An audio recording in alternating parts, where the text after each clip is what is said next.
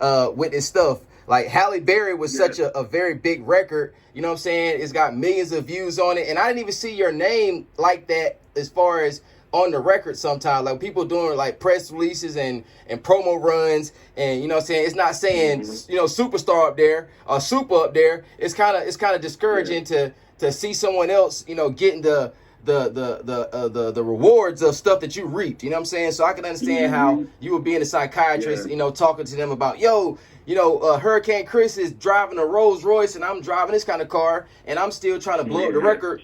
Because I saw how you were going to different clubs behind Hurricane Chris and Dero and trying to promote and get yourself out there and say, hey, I'm doing the Halle Berry song and this is my song. And they were like, hey, we already had somebody come through here. And it's like that causes conflict between you and such a big artist. Like you don't want to go to beef with Dero or Hurricane Chris. So you got to just sit back and take that, like Diddy would say. You know what I'm saying?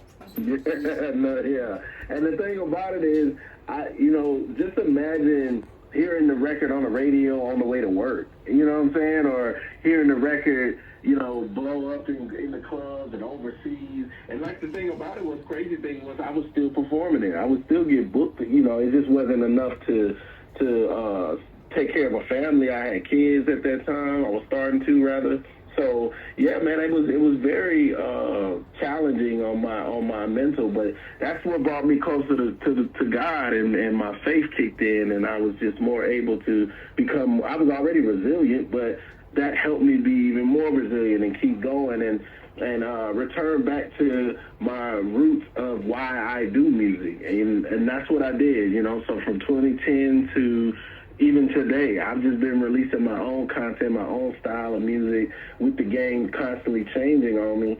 Yeah, man, it was a challenge. It was definitely a challenge, but like I said, over the years, I was just able to get things right. I still get my paperwork. I still get my royalties. I was still getting paid from the record.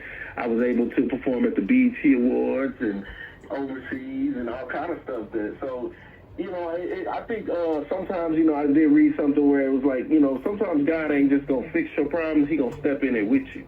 And that's what it was. I think God just stepped in my issues with me and carried me along the way. He knew there was going to be obstacles as well moving forward. But, hey, here we are today, and we back at the #1. We close to it.